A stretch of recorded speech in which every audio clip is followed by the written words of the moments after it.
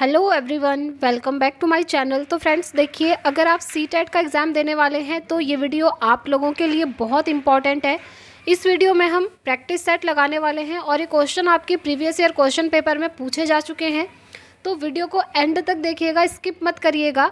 आपको ये क्वेश्चंस जो है बहुत हेल्प करेंगे, क्योंकि ये मैंने ऐसे क्वेश्चन लिए हैं जो बार बार सीटेट में रिपीट होते रहते हैं। ठीक है, तो चलिए स्टार्ट करते हैं। इधर से सबसे पहला क्वेश्चन आपके सामने है, बाल केंद्रित शिक्षा क्या होती है। तो देखिए आंसर आपके सामने है, बाल केंद्रित शिक्षा क्या होती है। तो देखिए, बाल केंद्रित शिक्षा वह शिक्षा होती है जिसमें शिक्षा का केंद्र बिंदु बालक होता है। ठीक है, जैसे ये एजुकेशन सिस्टम है और इसके सेंटर में यानी कि केंद्र में कौन आएगा, बच्चा आएगा। ठीक, ऐसी शिक्षा बालकों की रुचि को, क्षमताओं को, प्रवृत्तियों को ध्यान में रखकर प्रदान की जाती है। इसे ही हम बाल केंद्रित शिक्षा कहते हैं। ठीक है, कहने का मतलब ये है, बाल केंद्रित शिक्षा वह शिक्षा होती है जिसमें अगर कोई चेंजेस भी करने हों तो वो बच्चे की नीड, उसकी रुचि, उसकी क्षमताओं के आधार पर किया जाता है। यानी कि यहाँ पर बच्चे को इस तरीके से पढ़ाया जाता है जिस तरीके से बच्चे को समझ में आए। ठीक है, अलग अलग टीचिंग मेथड्स का यूज़ करके पढ़ाया जाता है। तो यही होती है आपकी बाल केंद्रित शिक्षा। अब देखिए, सीटेट में एक बार ये क्वेश्चन पूछा गया है, इससे पहले जो ऑनलाइन एग्ज़ाम हुआ था आपका, वहाँ पर एक शिफ्ट में निम्न में से कौन सा ज़्यादा सही है, बाल केंद्रित शिक्षा या फिर शिक्षक केंद्रित शिक्षा या फिर एजुकेशन पर आधारित। तो आपने वहाँ पर टिक करना था बाल केंद्रित शिक्षा। तो आप ये मानकर चलिए, जो बाल केंद्रित शिक्षा है ना, ये एकदम पॉजिटिव चीज़ है और बिल्कुल अच्छी चीज़ है, ये ध्यान रखिएगा। चलिए नेक्स्ट क्वेश्चन देखते हैं। देखिए फ्रेंड्स, अभी जो आपका एग्ज़ाम होना है जुलाई में होना है। आई होप आप लोगों ने फॉर्म फिलअप कर लिए होंगे। किस तरीके से फॉर्म फिलअप करना है, सारी चीज़ें मैं आपको ऑलरेडी एक वीडियो में समझा चुकी हूँ। अगर आप लोगों की कोई भी क्वेरी है तो आप मुझसे कमेंट बॉक्स में पूछ सकते हैं। साथ ही हमारी थियोरी की क्लासेस भी चल रही हैं। ठीक है, थियोरी में अभी हमने CDP स्टार्ट किया है और हमने 1 महीने पहले ही ये सीरीज़ स्टार्ट कर दी थी, क्योंकि मैंने आप लोगों को पहले ही बताया था कि एग्ज़ाम आपका जुलाई में ही होगा। और देखिए इतनी जल्दी नोटिफिकेशन आ भी गया। तो देखिए CDP की 15 क्लासेस हम कर चुके हैं। लिंक आपको डिस्क्रिप्शन बॉक्स में मिल जाएगा प्लेलिस्ट का।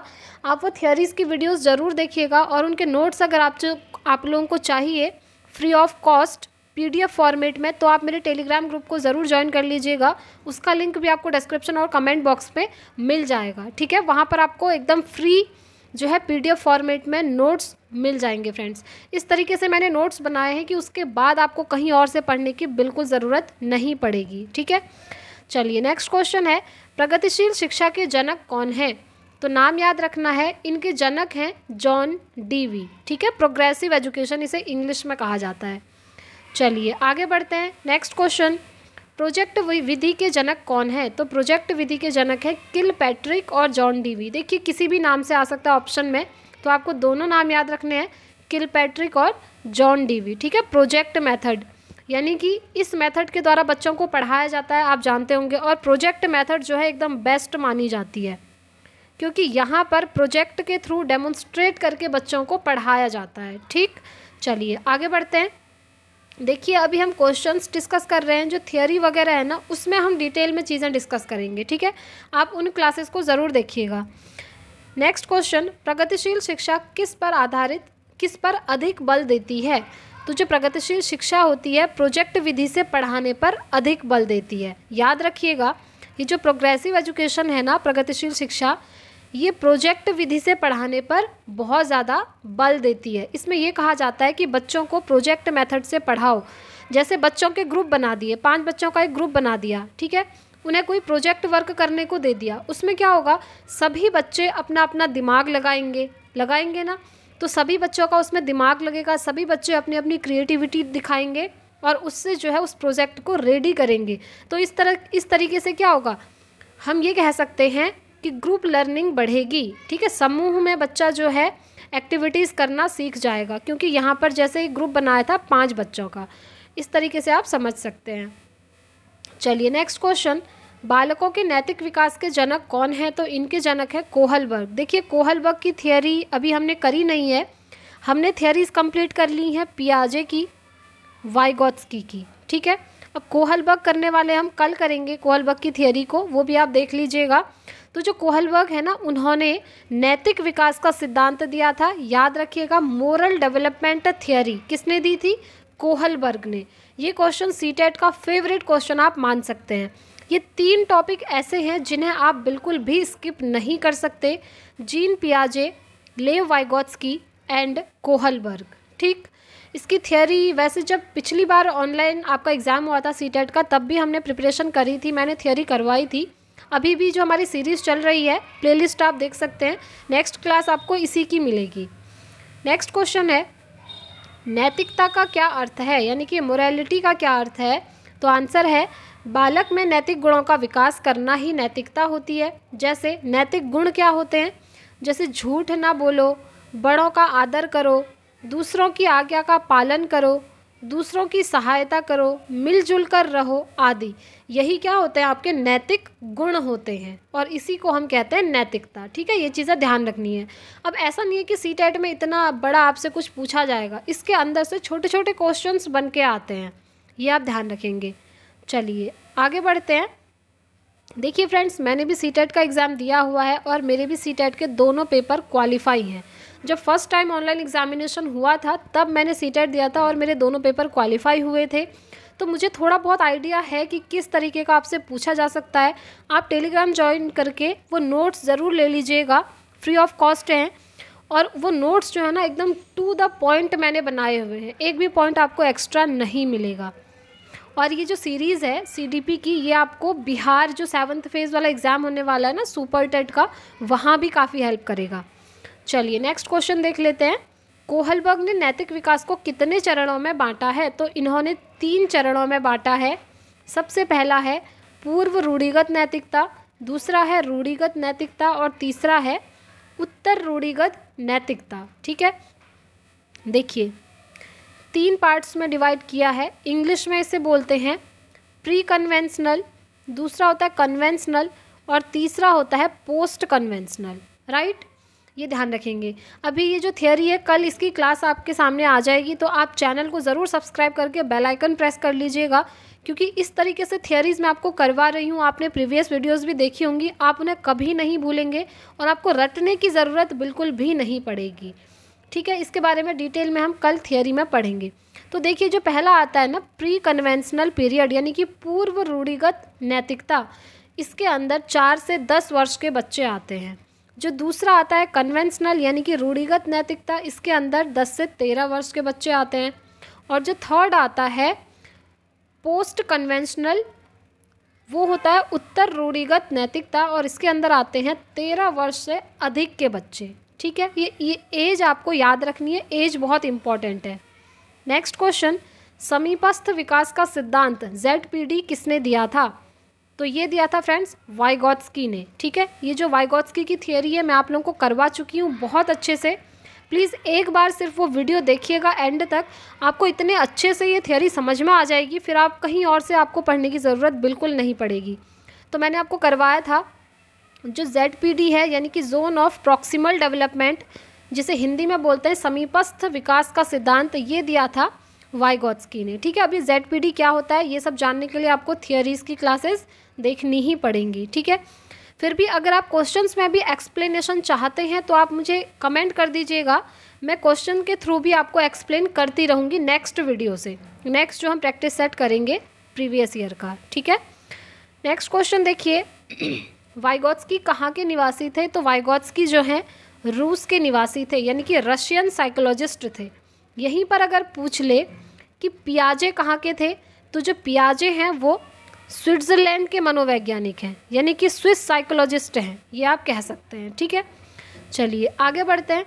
अंधों की लिपि के जनक कौन हैं? तो फ्रेंड्स अंधों की लिपि के जनक हैं लुइस ब्रेल, या फिर लुई ब्रेल नाम से भी जाना जाता है। ठीक है, बेसिकली इसमें क्या होता है, अंधों की लिपि में ऐसे कुछ डॉट होते हैं, इनको टच करके यानी कि इनको छू करके यहाँ पर बच्चे पढ़ते हैं, क्योंकि वो अंधे हैं तो ऑब्वियसली उन्हें दिखाई नहीं देगा, इसीलिए इस तरह की व्यवस्था करी गई, जैसे डॉट डॉट बनाए हुए हैं, इनको टच करके जो है वो पढ़ना सीखेंगे। तो इसके जनक हैं लुई ब्रेल या फिर Louis Braille. Next question, LKG व यूकेजी पद्धति के जनक कौन हैं? तो इनके जनक हैं फ्रेंड्स फ्रोबेल।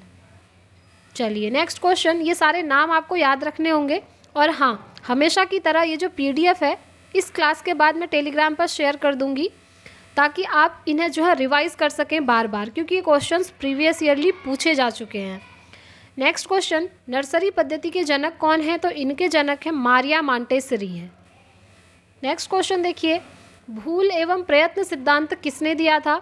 तो ये दिया था फ्रेंड्स थॉर्नडाइक ने। ठीक है, ट्रायल एंड एरर थ्योरी, जिसमें इन्होंने एक कैट के ऊपर प्रयोग किया था। आपने पढ़ा होगा बिल्ली के ऊपर जो प्रयोग है, अगर आपने बीएड किया हुआ है वहाँ पर आपने पढ़ा होगा, बिल्ली के ऊपर इन्होंने प्रयोग किया था ट्रायल एरर थ्योरी।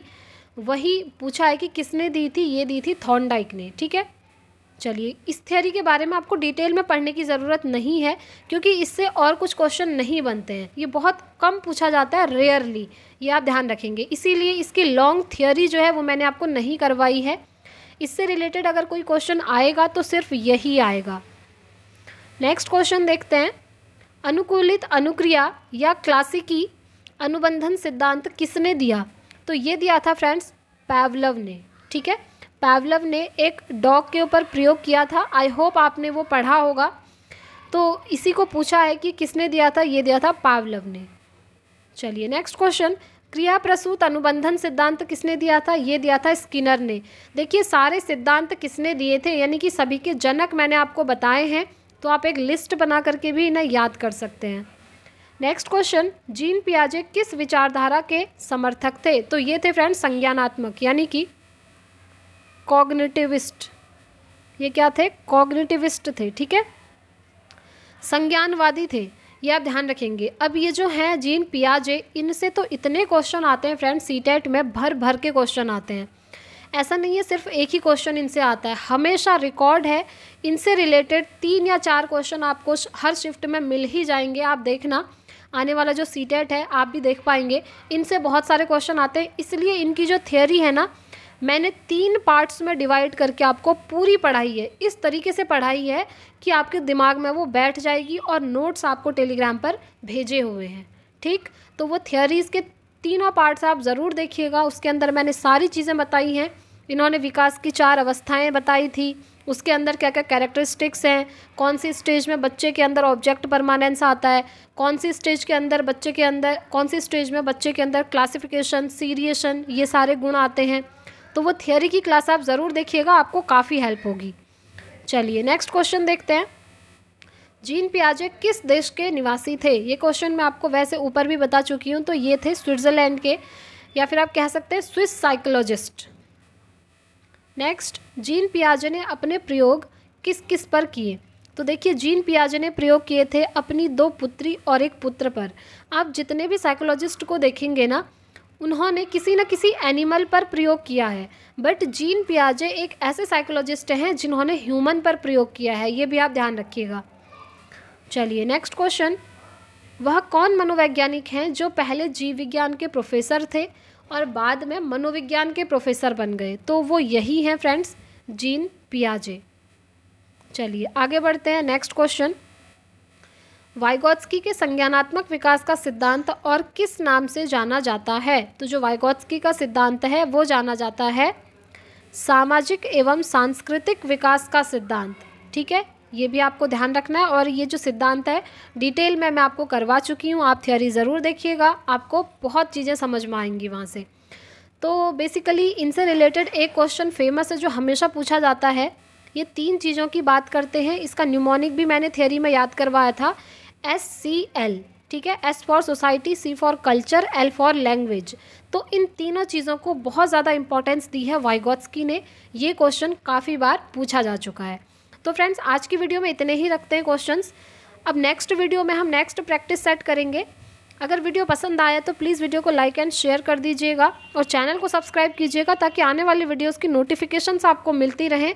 और आप थियोरी की क्लासेस ज़रूर देखिएगा, क्योंकि वहाँ से आपकी अगर थियोरी कंप्लीट हो जाएगी ना, फिर आप इन प्रैक्टिस सेट्स को लगाएंगे तो आप आराम से कर पाएंगे उनको। ठीक है, इस वीडियो से रिलेटेड अगर कोई भी क्वेरी है तो आप मुझसे कमेंट बॉक्स में पूछ सकते हैं, आपको रिस्पॉन्स ज़रूर मिलेगा। चलिए मिलते हैं फ्रेंड्स नेक्स्ट वीडियो में। Thanks for watching.